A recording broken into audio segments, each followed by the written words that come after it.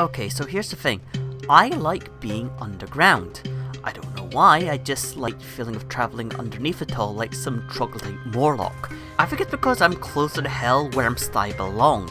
Anyway, as I have said, Edinburgh regrettably cannot build anything like a subway because of volcanic rock, hence trams. But that doesn't mean we have not built stuff underground for various reasons. So come with me as we go goblin mode on the Edinburgh Underground.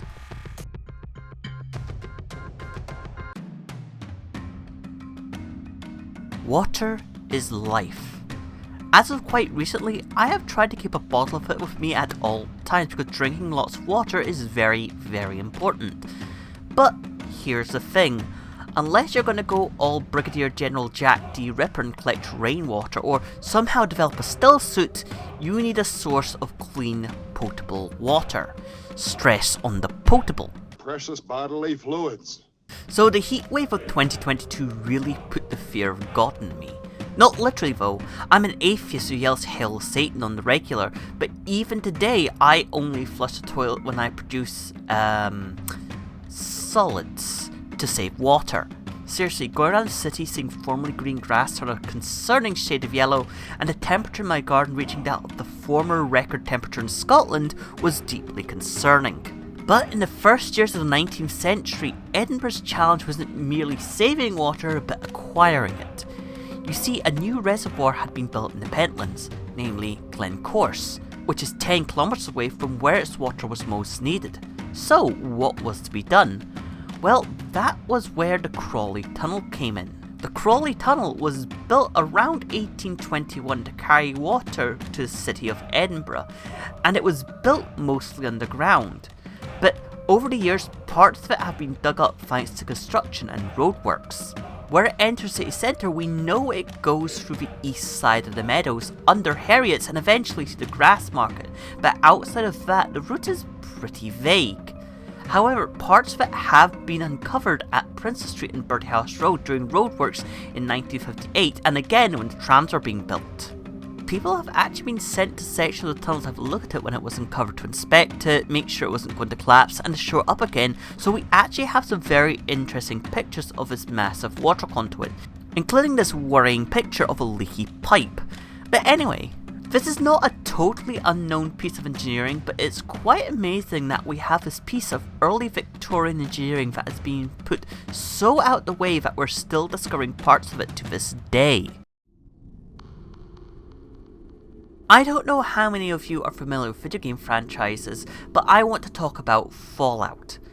The video game franchise, not actual Fallout. Fallout, the game franchise, is a game set in the future after a nuclear war in the year 2077. The games themselves take place in a post-apocalypse between 2161 and 2289, and in that time the world has not really recovered. 212 years after the bomb drops, everything still looks a little bit like this. Anyway, one of the major features of this world are the bunkers, which were and are massive bomb shelters made by Vault-Tec, a company that builds shelters for people to shelter in, but then performs some messed up experiments on them. So let's talk about a nuclear bomb shelter, one that is real, in Edinburgh, and has not been used for any messed up experiments that I am aware of.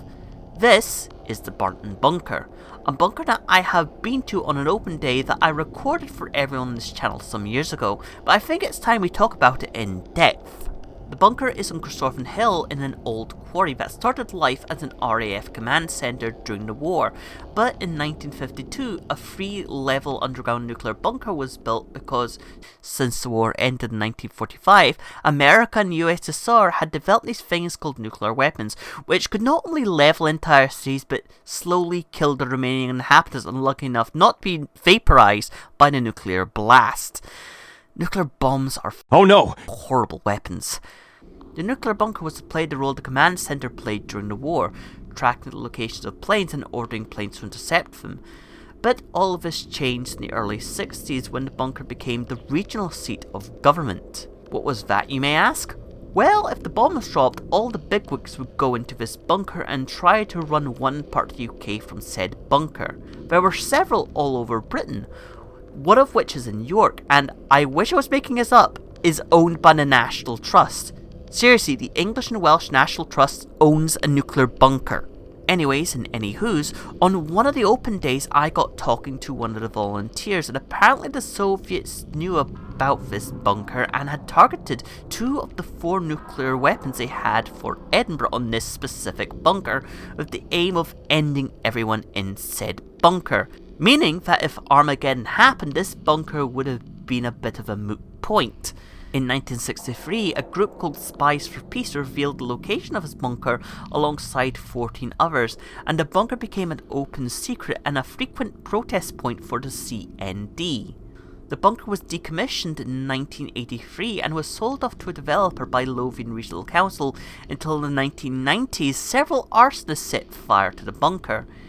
It was then sold to the people who run Scotland's secret bunker, aka the Answer Bunker, who are currently, as we speak, restoring the bunker with a view of turning it into a tourist attraction. From time to time, the as of yet unfinished bunker does hold open days where you can have a look around the site, and what you may notice is that near the entrance to the underground section, you may see tunnel walls that look suspiciously familiar.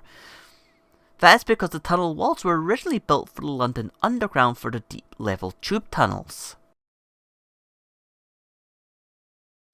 Gilmerton Cove is one of those mysterious places. You see, for the last 2 things we spoke about, we knew who did it and why. We cannot say the same thing about Gilmerton Cove.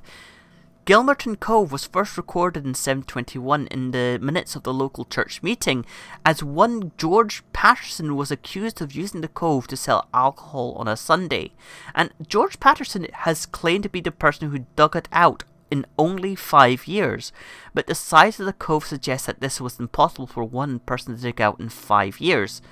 In fact, ground-penetrating radar reveals that the cove was, at one point, much larger than it is today. The cove therefore has many hypotheses linked to it, everything from a Covenanter's hideout, a Hellfire Club meeting hall, to something made during Roman times. But that's all they are, hypotheses. Archaeological evidence points at being used in the 18th century, but no further back. Today it is accessible by appointment, and I really want to go down it. Seriously, this seems like the ultimate underground experience, and the mystery of it makes it even better.